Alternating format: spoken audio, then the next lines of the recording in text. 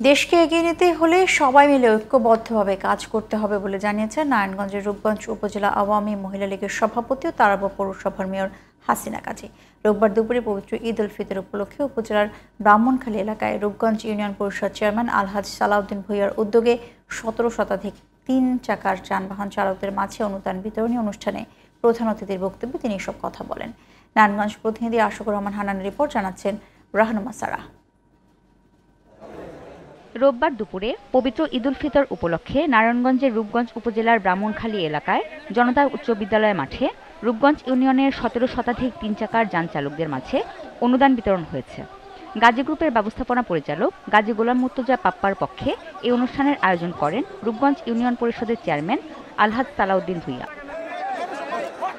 অনুষ্ঠানে প্রধান অতিথি ছিলেন নারায়ণগঞ্জের রূপগঞ্জ উপজেলা আওয়ামী মহিলা লীগের সভাপতি ও তারাব পৌরসভার মেয়র হাসিনা গাজী। এ সময় তিনি বলেন, দেশকে এগিয়ে নিতে হলে সবাই মিলে ঐক্যবদ্ধভাবে কাজ করতে হবে।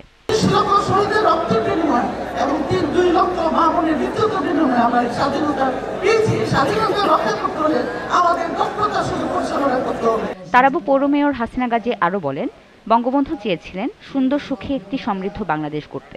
প্রধানমন্ত্রী শেখ হাসিনার নেতৃত্বে বর্তমান সরকার সেই সোনার বাংলাদেশ করার চেষ্টা করে যাচ্ছে। আমরা সবাই চাই একই সমাজ আমরা পেট ভরে ভাত খেতে পারি, পরিবারের সুখ শান্তিতে থাকি, সরকার দুর্নীতি, বাল্যবিবাহ, স্কুল কলেজের দিকে খেয়াল রাখবে না, এইরকম নানান রকম সন্ত্রাস তৈরি আছে এবং গভীরভাবে ভালোভাবে পরিচালনা করার জন্য। রূপগঞ্জ ইউনিয়ন আওয়ামী লীগের সাধারণ সম্পাদক হাবিবুর রহমান হারেজের সভাপতিত্বে অনুষ্ঠানে আরও উপস্থিত ছিলেন উপজেলা পরিষদের ভারপ্রাপ্ত চেয়ারম্যান সৈয়দা ফেরদৌসী আলম নীলা, উপজেলা আওয়ামী লীগের সংস্কৃতি বিষয়ক সম্পাদক এম.এ. মোমেন, উপজেলা যুব মহিলা লীগের সভাপতি ফেরদৌসী আক্তার রিয়া, সদর ইউনিয়ন যুবলীগের সহ সভাপতি আব্দুল হামিদ, জনতা উচ্চ বিদ্যালয়ের প্রধান শিক্ষক মুক্তার হোসেন, সদর ইউনিয়ন ছাত্রলীগের সভাপতি আব্দুল আজিজ সহ আরও অনেকে।